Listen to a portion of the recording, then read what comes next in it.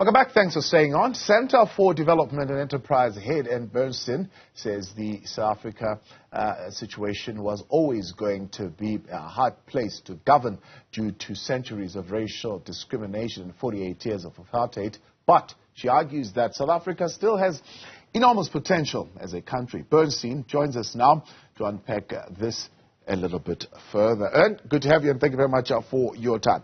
What is the most important thing, would you say, you have picked up and in your own analysis as we are going through this current crisis that is maybe as a direct result of the current leadership that we have in the country, at least in the past 5 years? Well, as you said, I think South Africa is a country of enormous potential. But today we are in deep, deep trouble. We have a series of accelerating and entangled crises that are multiplying, that are leading to a country with declining prospects. And the president likes to talk about the 9 wasted years of the Zuma presidency, and obviously the corruption of that period is a key factor. But there's much more than that has led to our troubles. And I'm arguing that we need an honest diagnosis of why we are in such a terrible situation before we can move forward.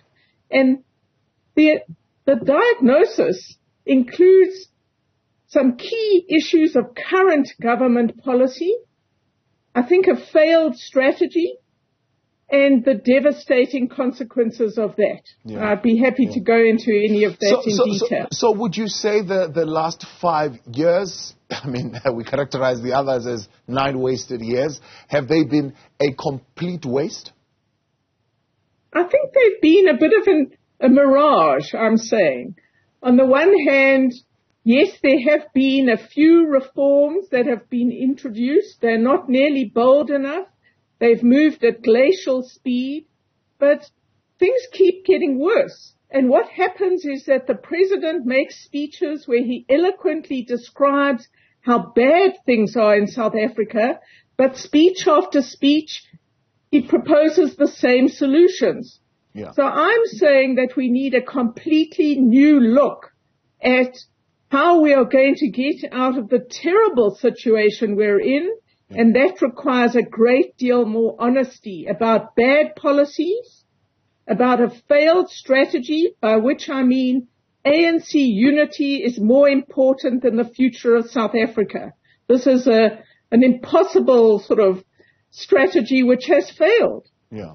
And then we need to adapt. We need to learn from our failures and try something new. But to give us more and more of the same is deepening the South African poly-crisis, right, and not solving anything. Let's firstly stay with a theory that is the one that the president keeps repeating over and over again. We'll get to some of the policies in a moment. But one of his favorite things to say is, of course, we will come up with a social compact.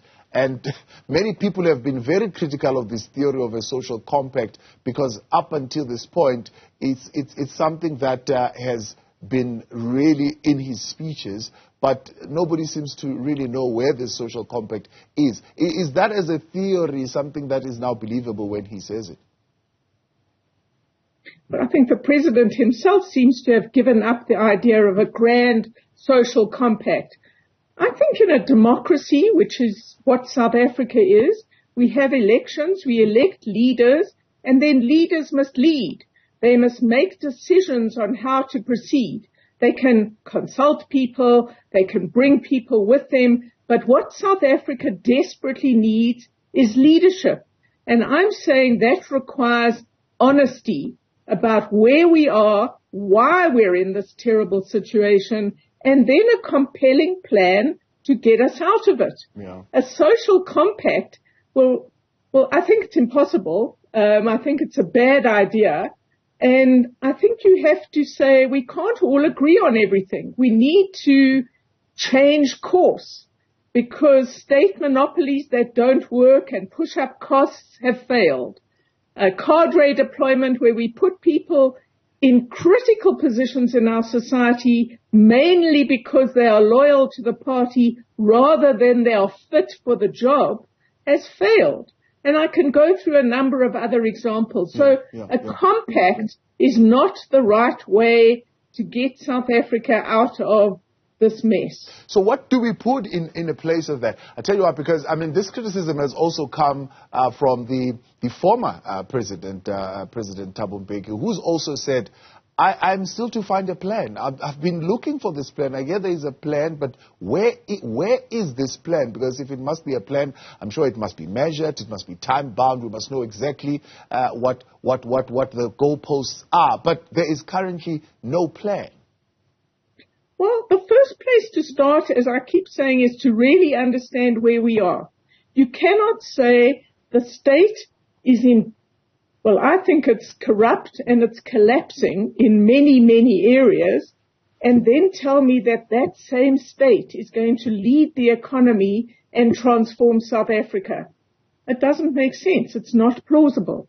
I think the state is very, very weak in South Africa today, whatever your ideology. There are parts of our society with enormous capacity. They're to be found in our pretty dynamic private sector and in NGOs and other non-state actors. But they're not to be found in our collapsing local government or our failing sort of national state department. So we need to say, where has South Africa got strength? What is working? How do we bring in people who know how to turn big systems around? So I'm calling for a really fundamental change of approach, because I think if anybody was looking at South Africa today from out of space, they would have to say that whoever is running this place doesn't know what to do. Yeah. Speaking of a fundamental change of approach, one of the things that we have seen with this particular administration of President Ramaphosa are task teams that are located in the presidency. I mean, you can name it, task team for everything. There is a committee that he puts up in his office that is supposedly going to come up with answers. Is that as a strategy something that has been useful, or maybe is it part of what has added to our problems and why we are here?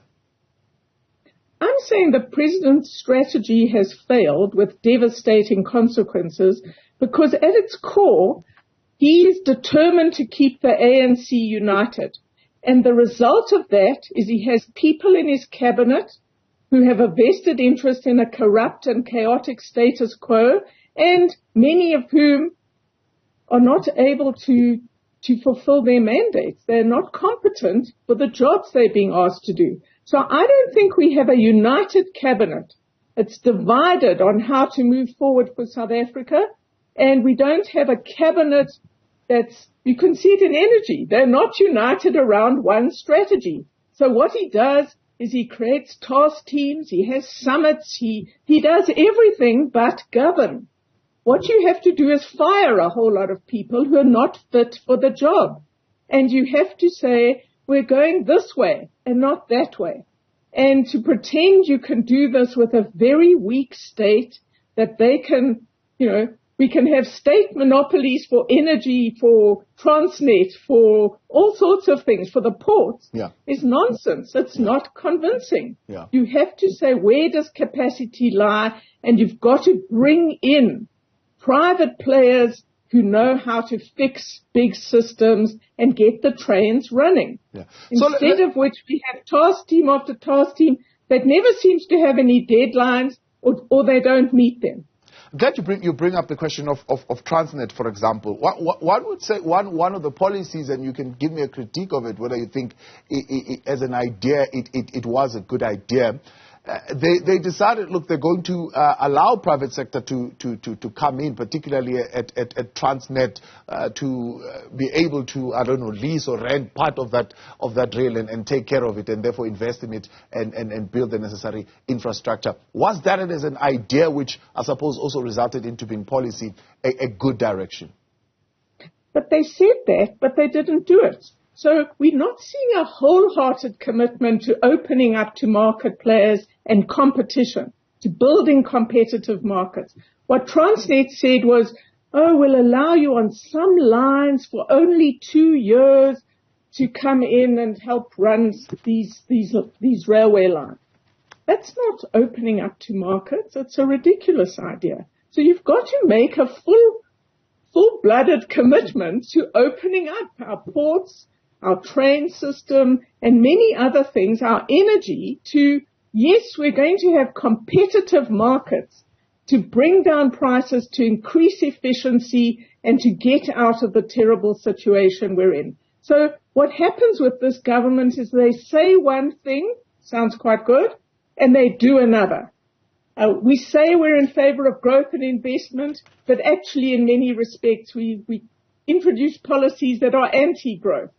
So, we say that Transnet's going to open up to the private sector, but then they do it in a ham-handed way because they don't really understand how markets and private actors work. Yeah. So we have the wrong people on boards. We have the wrong people running big institutions, and you can't suddenly change direction because they don't really understand what a competitive market economy would look like with the appropriate role for the state and regulation, and how to get partnerships going so that we actually can get results. We're not getting any fundamental changes in our crises, which just get worse and worse. What we have seen, and since December, is a president humming and oohing around a cabinet reshuffle, right? It's something that they're saying has been mulling over Christmas. I suppose even in the new year, he's still mulling over. He's in the NEC Lekgotla of the ANC. He's still mulling over the question of who he's going to put to lead these particular portfolios. What's your analysis? Do you think currently he's surrounded by people with very little capacity and leadership ability? Absolutely. My analysis is that even if he does reshuffle the cabinet, the ANC talent pool is very, very shallow. So I don't think it's going to make much difference. There's clearly an important power play going on by the minister, by Gwedi Mantashe and others, and they have a different view from what the president says his view is on how to proceed. So we have a deeply divided ruling party and a weak leader. So we go round and round and round, and people say, oh, wait for SONA, wait for a cabinet reshuffle. I don't think these are the right questions to be asking. I think we're fiddling while Rome is burning. The society is, many things are collapsing around us as we all sit in the dark for hours and hours every day. This isn't normal. This isn't how you attract investment. It's a joke. The Reserve Bank now thinks we're going to grow at 0.03% for this year. So we're below 1%. This is devastating for the country, for unemployment. We're heading for a terrible year. Now, what we need is some real leadership and not the same old, same old.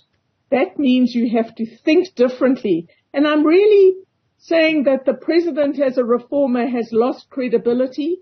In fact, it's been a mirage for the last 5 years, and that citizens, leaders of all kinds, business needs to think very differently about how we get South Africa back on track. And Bernstein, appreciate your time. Thanks for coming on, leaving you with that picture, fiddling while Rome is burning. Well,